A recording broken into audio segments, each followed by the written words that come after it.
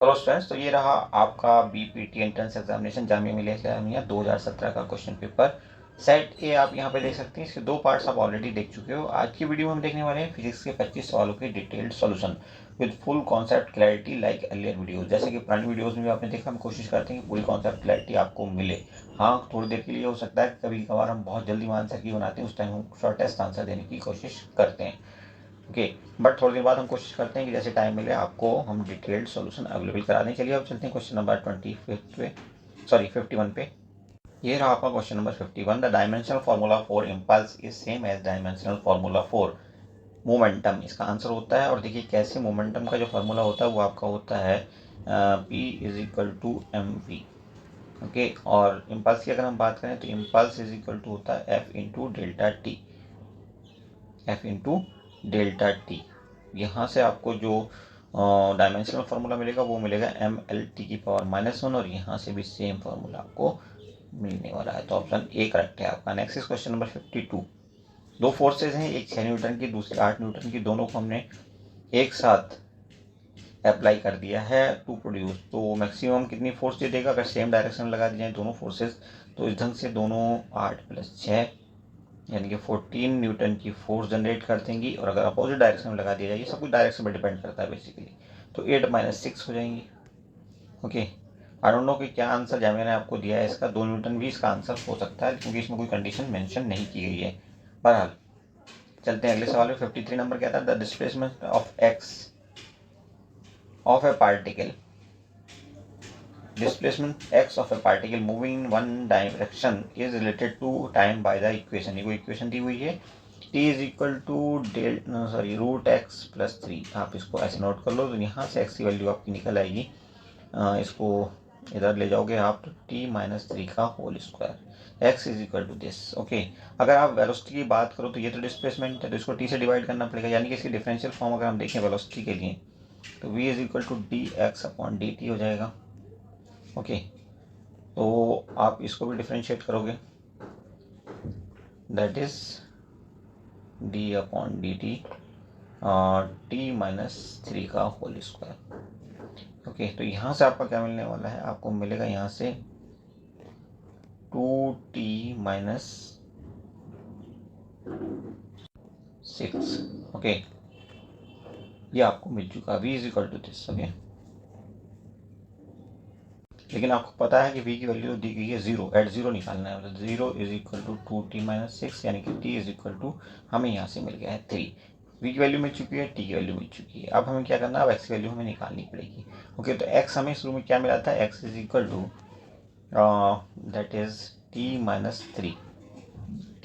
3 का whole square. Okay, यहाँ से t की वैल्यू आप रखोगे 3 - 3 का होल स्क्वायर करते हैं, दैट इज इक्वल टू 0। तो x is equal to 0, option पहला आपका राइट हो जाएगा। Next is question number 54। From the top of a tower of height 40 metre.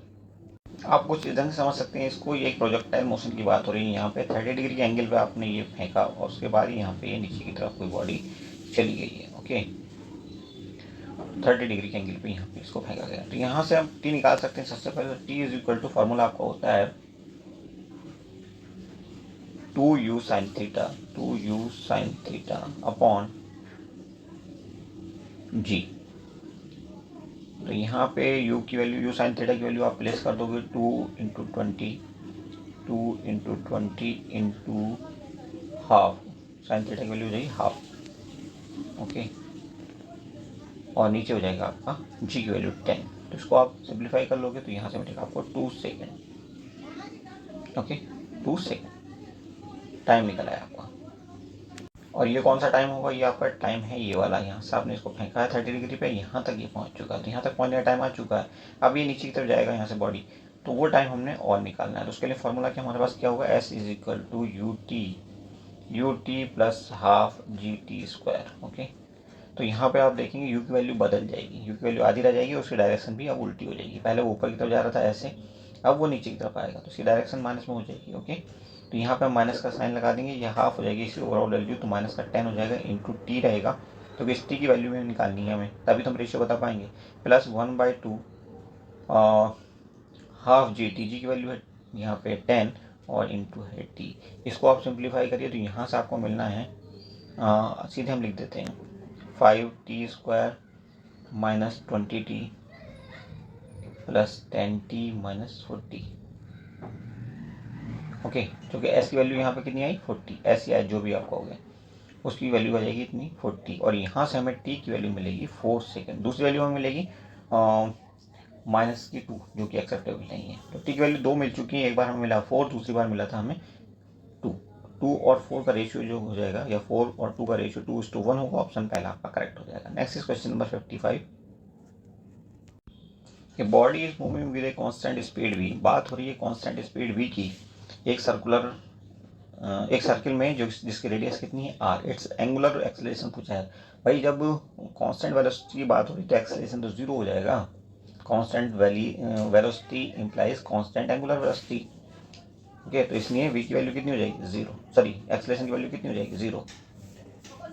Next is question number 56। When we kick a stone we get hurt due to which of the following properties of stone it happens. जब हम किसी stone को kick करते हैं तो हमारे ही चोट लग जाती है। तो रीजन क्या है इसके पीछे भाई? तो एक्शन के बदले रिएक्शन होगा, ऑप्शन सी आपका करेक्ट होगा। Next is question number 57। अब यहाँ पे हमसे कहा कि एक मास m का एयरक्राफ्ट था, स्पेस क्राफ्ट था, जो कि v वेलोसिटी से जा रहा था। वो एक्सप्लोड होता है, और एक्सप्लोड होने के बाद दो पार्ट्स में बढ़ जाता है, जिसका एक हिस्सा है जिसका मास m है वो जो है स्टेशनरी रह जाता है। तो velocity of the other part क्या होगी? तो आप जानते हो law of conservation of momentum की अगर हम बात करें तो ये m, यानी कि एक्सीडेंट से पहले का, ब्रेक होने से पहले का जो उसका मास है कैपिटल M, वेलोसिटी है v, इतना रहा होगा उसका मोमेंटम, और जो बाद का मोमेंटम रहा होगा वो कितना रहा होगा, चूंकि m मास तो उसका कहना चाहिए स्टेशनरी है, तो बचा हुआ मास कितना रह गया m capital minus small m। ये बचा हुआ मास है, और बची हुई वेलोसिटी क्या है v हमें निकालनी है। तो v की वैल्यू आप कैसे निकालोगे? m capital V upon capital M minus m, ये हो गया आपकी वेलोसिटी। तो ऑप्शन कौन सा करेक्ट हो जाएगा बच्चों?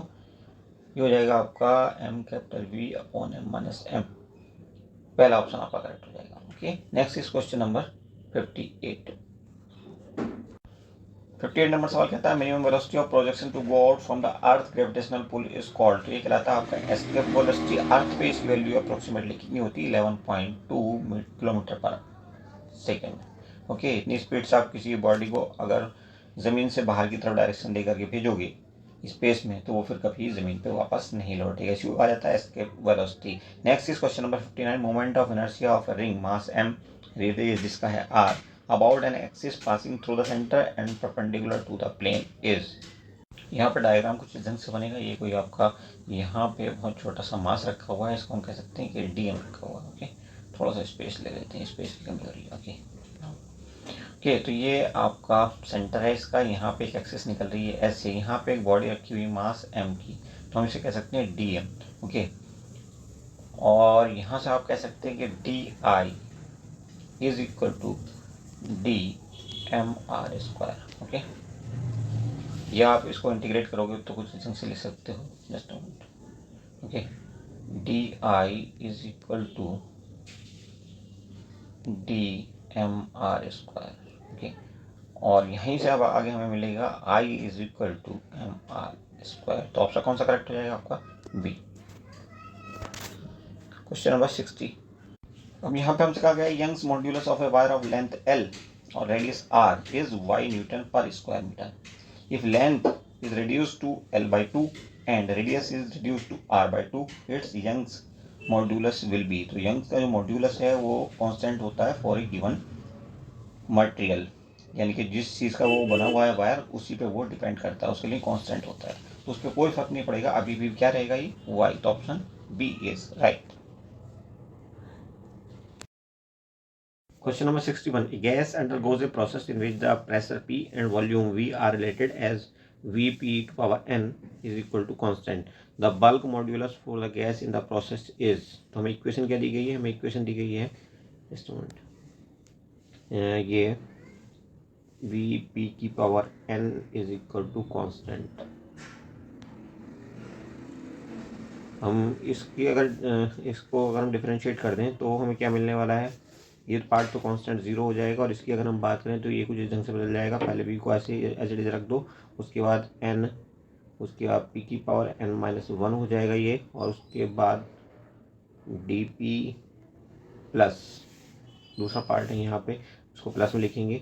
अब की बार आप इसको एज इट इज रख दो, पी की पावर एन को, पी की पावर एन इंटू ये हो जाएगा dv इज इक्वल टू 0, कुछ इस ढंग से आप रख सकते हो, इज इक्वल टू 0। ओके, अब इसको सिंप्लीफाई करिए आगे जा करके, तो हमें यहाँ से मिलने वाला है, जस्ट मोमेंट, ये भी आप नोट करते चलिए क्योंकि यहाँ पे बोर्ड पे स्पेस की कमी है। तो आप कह सकते हैं कि v D P upon D V is equal to P की power n upon n into P की पावर n-1। और सिंप्लीफाई करोगे इसको, और ऊपर, इसको आप ऊपर लेके चले जाओगे, n नीचे अकेला रह जाएगा, और ये भी पी की पावर है, ये भी पी की पावर है, मतलब यहाँ पे पी की पावर n-n, मतलब n कैंसिल हो जाएगा, p बच जाएगा, p अपॉन n हो जाएगा ये। ओके, और इसको आप थोड़ा मॉडिफाई करके लिख दोगे D P upon D V upon V, ऐसे अगर आप लिख दोगे इसको, तो ये किसके बराबर हो जाएगा, ये बी के इक्वलेंट हो जाएगा, यानी कि बल्क मॉड्यूलस। तो bulk modulus B is equal to this which is equal to P upon N. Clear? तो आंसर क्या होगा हमारा, पी अपॉन एन, और ये हमें कहाँ पे मिल रहा है, सी में। नेक्स्ट देखिए question number 62। According to Newton's law of cooling, the rate of cooling of a body is proportional to delta theta की power n, where delta theta is the difference of the temperature of the body and the surroundings, and n is equal to what, 1।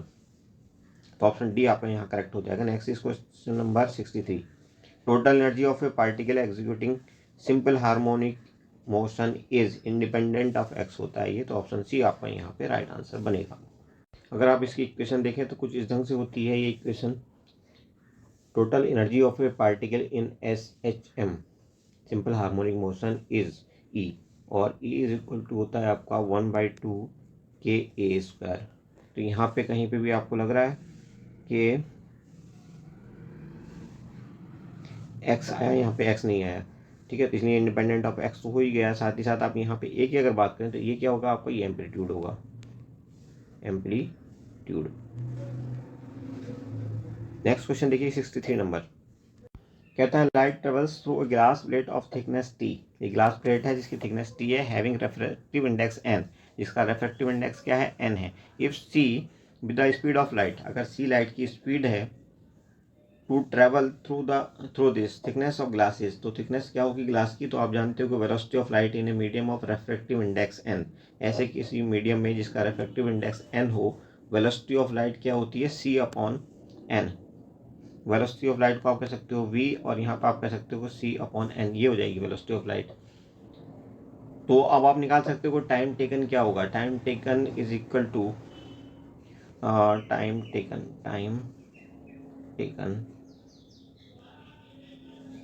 Is equal to distance, just हमको ज़्यादा ही धंधा हो गया, distance upon speed या velocity जो भी आपको। तो यहाँ से आप देखिए, इसी को थोड़ा आगे बढ़ा देते हैं, डिस्टेंस क्या है हमारे पास t, क्योंकि इसकी मोटाई क्या है, थिकनेस इसकी t है, तो डिस्टेंस भी हमारी t हो गई, और नीचे लिखना है हमें v, तो v को आप क्या रिप्लेस कर सकते, किससे रिप्लेस कर सकते हो, c अपॉन n से रिप्लेस कर सकते हो। तो आप कह सकते हो कि n ऊपर चला जाएगा, nt बन जाएगा, और नीचे आ जाएगा c, यही होगा हमारा टाइम टेकन। ओके, और यही हमारा आंसर बनेगा, तो nt upon c, option C आपका करेक्ट हो जाएगा। Next is question number 65। Next सवाल देखिए, यंग का एक ये डबल स्लिट एक्सपेरिमेंट है, two coherent sources are placed at 0.9 mm apart and the fringes are observed 1 meter away. If it produces the second dark fringe at a distance of 1 mm from the central fringe, the wavelength of monochromatic light used will be। सबसे पहले देखते हैं इसका formula क्या होता है। तो formula इसका होता है आपका x is equal to 2n-1 2n-1 lambda capital D upon 2 small d। अब यहाँ पे वैल्यूज आप प्लेस करिए, वैल्यूज देखिए, x की वैल्यू कितनी हो गई आपकी, ये दिया हुआ है x की वैल्यू 0.9 और इसको आप बदलोगे किसमें, मीटर में, क्योंकि mm में दिया था 10⁻³ हो जाएगा मीटर में। उसके बाद स्मॉल d क्या दिया हुआ है आपको, स्मॉल d इज़ 1 mm कह सकते हो आप। 1 mm का मतलब हो गया 10⁻³ मीटर, इसको भी बदल दिया हमने। उसके बाद कैपिटल D दिया हुआ इज इक्वल टू 1, ये वैल्यू प्लेस करिए आप, और n इज इक्वल टू दिया हुआ है 2, n इज इक्वल टू 2। निकालना क्या है हमने यहाँ से, लैम्डा निकालना है। तो इन सब वैल्यूज़ को प्लेस करिए और यहाँ से जो लैम्डा की वैल्यू आपकी निकलेगी वो होगी 6 × 10⁻⁵ सेंटीमीटर में आएगी, ये सेंटीमीटर में आएगी। और ऑप्शन कौन सा सही होगा आपका, डी ऑप्शन करेक्ट हो जाएगा। नेक्स्ट देखिए 66 नंबर। 66 कहता है capacitance of a capacitor is connected to become 4/3 times its original value. जितना भी था कितना था, वैसे ये होता क्या है, capacitance is equal to epsilon,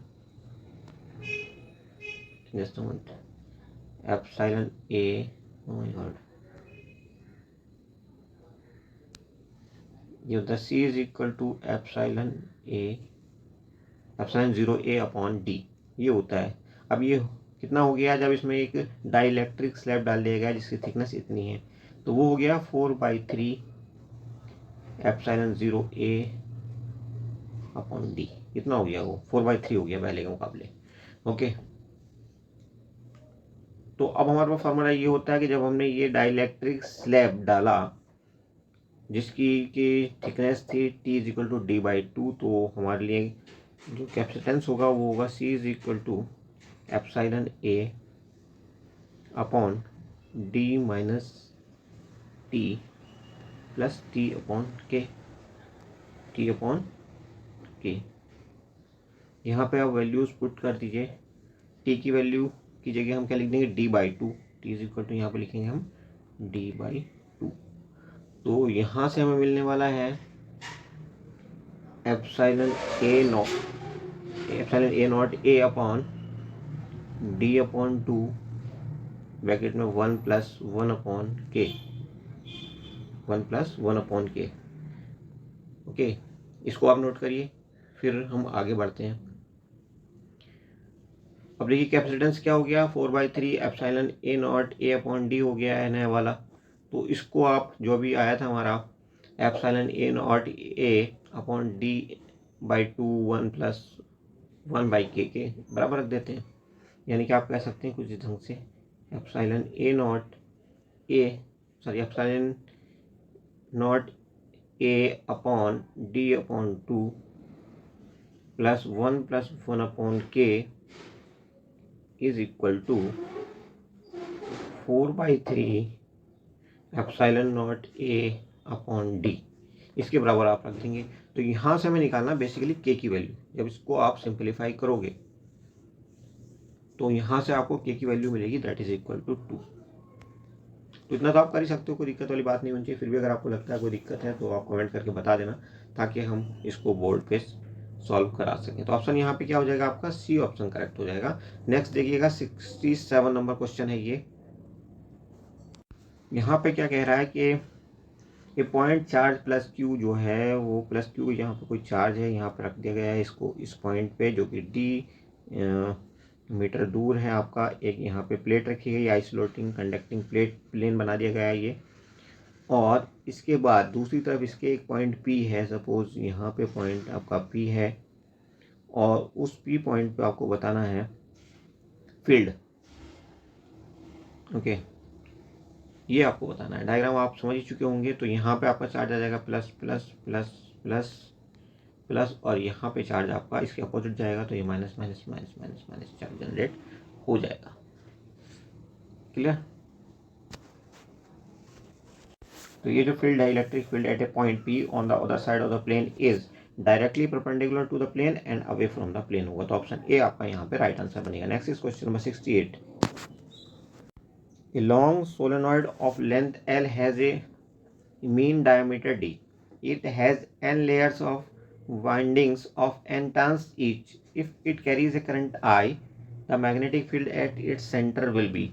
तो फॉर्मूला क्या होगा मैग्नेटिक फील्ड का हमारे पास यहाँ पे होगा, B is equal to μ0 Ni। Okay, अब यहाँ पे देखिए कहीं D आ रहा है, डायमीटर की कहीं बात आ रही है, तो डायमीटर का इसमें कोई रोल ही नहीं है, तो it is independent of diameter D। Okay, तो हम कह सकते हैं कि ऑप्शन कौन सा हमारा करेक्ट हो जाएगा, सी ऑप्शन करेक्ट हो जाएगा। 69 देखिए, the material suitable for making electromagnets should have, क्या क्या होना चाहिए उसके अंदर, लो रिटेंटिविटी एंड लो कोर्सिविटी। तो ऑप्शन बी आपका यहाँ पे राइट आंसर हो जाएगा। Next is question number 72, coils are placed close to each other, the mutual inductance of the pair of coils depends upon, किस चीज़ पे डिपेंड करता है, म्यूचुअल इंडक्टेंस। तो ये डिपेंड करता है आपका relative position and orientation of the two coils. तो ऑप्शन बी आपका यहाँ पे राइट आंसर हो जाएगा। Now question number 71, in an AC circuit V and I are given by this and this, the power dissipated in the circuit is, कितनी power dissipate होगी circuit में, ये बताना है। तो सबसे पहले समझते हैं कि वी आर एम एस क्या होता है। तो हमारे पास वी आर एम एस होता है, V R M S is equal to V naught upon √2। और वी नोट क्या है, वी नोट हमारा क्या है, maximum peak value of current, sorry voltage. और ऐसे ही आई नोट आएगा तो आई नोट को भी हम क्या कहेंगे, पीक वैल्यू ऑफ करंट कहेंगे। इसको भी अगर आप √2 से डिवाइड कर दोगे तो ये हो जाएगा आई आर एम एस। ये दो वैल्यूज अब हमारे पास हो गई हैं। अब इन दोनों वैल्यूज की बदौलत हम क्या करेंगे, पावर, एवरेज पावर निकाल लेंगे। तो एवरेज पावर के लिए हमारे पास फॉर्मूला क्या होगा, P average is equal to V R M S into I R M S into cos theta. Values put करिए, ये हो जाएगा 100 upon √2 into 100 upon √2 into cos theta की वैल्यू क्या होगी, π/3। ओके, तो π/3 का मतलब हो गया आपका, सीधे वैल्यूज आप पुट कर दो या तो 1/2 करके सीधे। ओके, अब इसको आप सिंप्लीफाई कर लो तो यहाँ पे हो जाएगा 2.5 किलोवाट। आंसर कौन सा करेक्ट हो जाएगा हमारा, 2.5 किलोवाट के हिसाब से, option B is correct. Next is question number 72। Question number 72 हमें दिया गया था, RMS value of electric field of light coming from the sun is this 720 newton per coulomb. The average total energy density हमसे पूछी गई है। तो average energy, total energy density is equal to, formula हमारे पास होगा epsilon not E square RMS. तो ये इलेक्ट्रिक फील्ड का दिया हुआ आरएमएस वैल्यू। ओके, अब हमें क्या करना है, यहाँ पे वैल्यू रखनी है एप्सिलॉन नॉट की। तो ये वैल्यू आपकी कितनी आती है, 8.85 इंटू 10⁻⁻12। और यहाँ पे हमें लिखना है साथ ही साथ कितनी वैल्यू दी गई है, ये हमें इलेक्ट्रिक फील्ड की 720 से आप इसको और मल्टीप्लाई कर दो। इसको आप सिंप्लीफाई कर लो और कुछ आपने करना नहीं है। तो आंसर कितना आ जाएगा, 4.58 into 10⁻⁻6 joule per metre cube, 4.58। तो ऑप्शन पहला करेक्ट आपका हो जाएगा। Next is question number 73, photon of frequency nu has a momentum associated with it, if C is the velocity of the light the momentum will be, कितना हो जाएगा momentum हमारा। अब यहाँ पे देखें आप, हमारे पास होता है P is equal to H upon lambda, H upon, just इसको थोड़ा सा लिख लेते हैं, H अपॉन लेमडा। लेमडा की वैल्यू क्या होती है, लेमडा की वैल्यू होती है आपकी C अपॉन न्यू। तो इसको आप रिप्लेस कर दो तो हम कह सकते हैं कि H upon C upon new. तो आप कह सकते हैं कि H न्यू अपॉन C, ये वैल्यू हो जाएगी आपकी P की। तो आंसर कौन सा हो जाएगा हमारा, डी ऑप्शन करेक्ट हो जाएगा। नेक्स्ट देखिए क्वेश्चन नंबर है 74, थोड़ा सा लंबा रहेगा, कैलकुलेशन थोड़ा ध्यान से सुनिएगा। लार्जेस्ट वेवलेंथ हमें दी हुई है 122 nm की। फॉर्मूला क्या हमारे पास क्या होता है, 1 upon lambda is equal to R into 1 upon N2 square minus 1 upon N1 square. यहाँ पे वैल्यूज पुट करिए, यहाँ पे जो आपकी N2 की वैल्यू रहेगी वो रहेगी 1 और N1 की जो वैल्यू रहेगी वो रहेगी आपकी 2। तो N1 की वैल्यू आप पुट करिए, N2 की वैल्यू पुट करिए, लेमडा की वैल्यू 1/22 रहेगी 1/122 सॉरी। R की वैल्यू यहाँ से निकालेंगे जो कि कांस्टेंट रहेगी और आगे जाके हमारे काम आने वाली है। तो N2 की वैल्यू यहाँ से हमने क्या रखी है, N2 की वैल्यू रखी है हमने 1, तो 1 का कर दो आप स्क्वायर, ओके, माइनस 1/2 का कर दो स्क्वायर, तो 1/4 हो जाएगा ये, 1/4। अल्टीमेटली इस ब्रैकेट से हमें 3/4 मिल जाएगा। और यहाँ से जो हमें R की वैल्यू मिलने वाली है वो कुछ इस ढंग से मिलने वाली है, R इज इक्वल टू, ये नोट कर देना आप, R is equal to 4/3 into 122।